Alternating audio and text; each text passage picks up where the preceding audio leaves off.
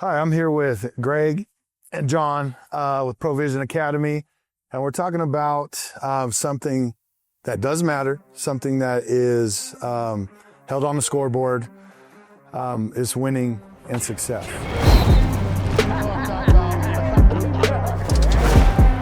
There we go.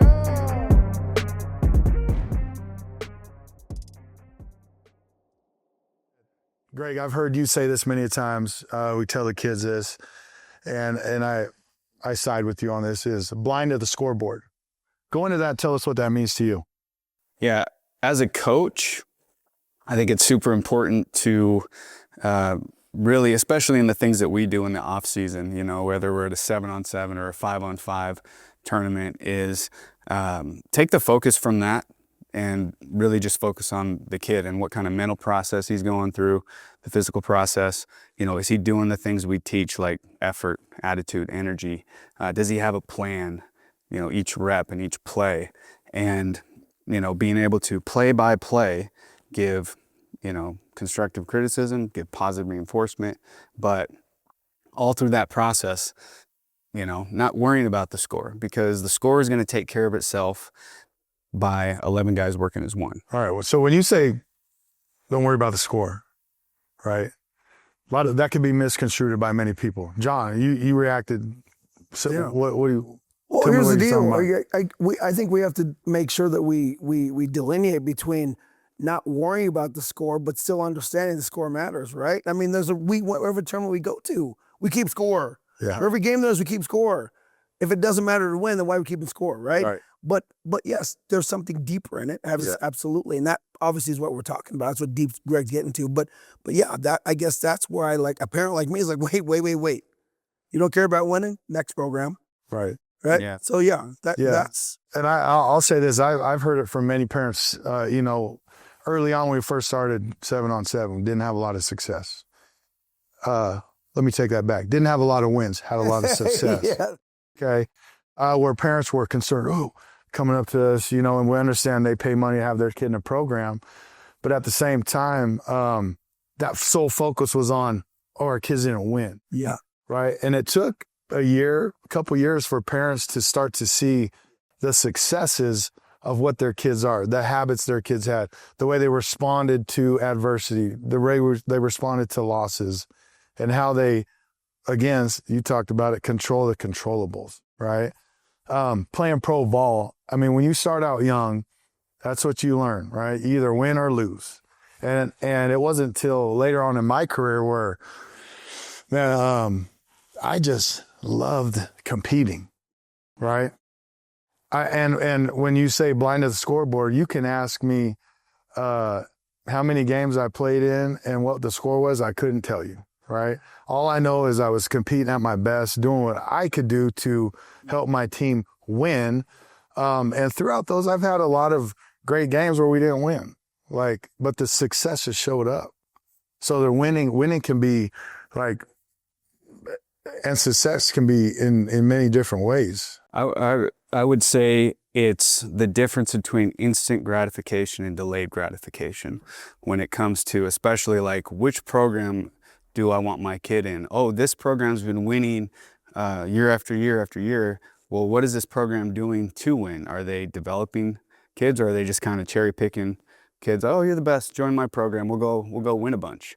Or the program like ours that did start out on the scoreboard losing a bunch. Yeah. But at the same time, seeing the success of the kids' confidence going up, kids working together, the kids sticking with it to a point where they were winning games and winning, those championships, which at the end of the day, really leads you into the fall, which is where, the important games are played. But it was giving them that delayed gratification of, okay, if I continue to put in the work with the guys I'm with the coaches I'm with, they're going to steer me in the right direction. Yeah. And it's never failed. And we've had parents that have had their kids in our program for many years that had that thought, are we doing the right thing? And then, you get the testimonials of, wow, my kid is doing this differently at home, this differently at school in a positive way. And we're seeing some more success on the scoreboard. Absolutely. And at the end of you played 8 years professional. 8 years, yeah. 8 years professionally. I played 10. After it was said and done, you know, you reflect on that, on your career, and you think, man, what have I gained from this sport? I remember filling out a resume like, dang, I have no job experience for this. What did I learn from the game? And as I got into the regular work world, I started getting, you know, comments on, oh, well, you're a hard worker. Oh, you show up on time. Oh, you know, you're helping out the team. You can work with everybody. Like, those are all things learned from playing the game, playing on a team, putting in the work with others, right? Like, shared adversity and shared successes is what brings a team together. And ultimately, to me, those wins and losses columns, I tell you, I don't know what they are, but my experience, my relationships with football, the things I've learned from coaches and other players help me succeed after the football world. And I think at Provision, we talk about, you said direction, we talk about creating a path for these guys. Like football, whether you play it for pro, you know, 10 years is not a long time. What's guaranteed for these kids is some middle school football and high school ball, right? And as an organization, I think that's what makes us different, is we're giving these kids the intangibles that can't always be seen on a scoreboard that will help them be successful. I attribute that a lot to the weight room, man. Culture is built in the weight room. Yeah. A culture of success is built at Provision. Tell us what you implement in yours, because your piece that you bring in that speed and strength, even Seth, is that resilience piece. Yeah. I think it's important to go back to the definition of success. And I think everyone, while you have a certain definition of success, there is a broader definition of success. And I heard Earl Nightingale say this, like, success is defined as the continuous pursuit of a worthy goal. Yeah. Right? And so when we start, like, this intertwines with the scoreboard, right? Like, we want to win. Yeah. Who doesn't want to win, Always. Right? But if we rewind a little bit and go, all right, here's what we're going to do. We are going to continuously pursue something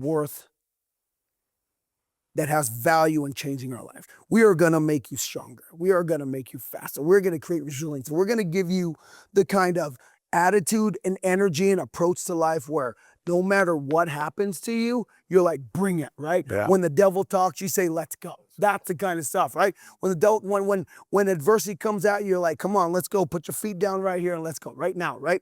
And yeah, that's, to me, yeah, you're absolutely right. The weight room helps expose that. The weight room helps teach that. The weight room helps just kind of put you in a place where if you don't have that, you don't belong, right? And if you don't belong, you have two choices: figure it out or get the hell out, right? That's it. But that's what I think. I think that's where here at PBA, whether we do it through our background or we do it through weight room, the approach has always been, we want to win. Absolutely. And we guarantee you that you will get there if you continuously pursue this worthy goal to be better than you were yesterday. Yeah, absolutely. Yeah, and when that happens, it's stacking wins on top of each other. And before you know it, you're the dude. Yeah. Standing up there, leading the charge, right? And as we teach the kids that too, they go from this winning is on the scoreboard to where we are now. Yeah. Where we look back on it and we have the big picture and we all had the same thoughts. I'm going to go win that game. Yeah. But looking back, you go, man, the important things were definitely in the process of trying to win that game. I saw it. We coached girls flag football this last winter, and we were in an all boys league with all girls teams in the 3rd and 4th and 5th and 6th. And when I watched you coach, all I saw you worry about was each individual girl and what they were doing each play. I don't think you looked at the ref for a certain call. You didn't look at the ref for extra time. It was just, this is what we're doing. Yeah. This is how we're gonna compete against these boys. And funny you say that. So we're coaching the girls flag and we're losing, and my girls finally got zone cover down. And as soon as that quarterback was back there, run out of time, I'm on the sideline freaking out. And the girls are looking at me like, what is so exciting? Like, to me, as a coach, the success was, hey, these girls, one, courageous enough to come out here and compete with the boys. Two, like, it took 3 games, but they're playing zone. And when I saw that quarterback not having anywhere to throw, that's success. The girls don't acknowledge that because they're tied to the score. Right? Immediately. So as a coach, provision, like, you can coach so much from losses. Losses unravel, unveil character. Yeah. Right? If I'm playing just to win a game and I lose and I quit, what have you gotten out of that? But if I take this back to my kids' sports experience, my kids have never had a winning season. But my kids are like, they're football players. They just love the experience. They love to compete. They love that opportunity. And they aren't tied to, man, what's on the scoreboard at the end. It's tied to, when is the next time I get to compete and test myself, whether you win or lose. Right? It's inevitable. Yeah. They say losing's a teacher, but losing only becomes a teacher when you allow losing to be the teacher. Yeah. Right. And I'll say this, and on the flip side, teach. Winning can hide a lot of stuff. For sure. Absolutely. You can put sugar on a lot of things. A lot of things that taste good. But sometimes you don't know what's under that sugar. For sure. Know what I mean? For sure. Well, and to add on to that, there's kids that we're going to get that come into the program that just innately have that competitive nature to win. Yeah.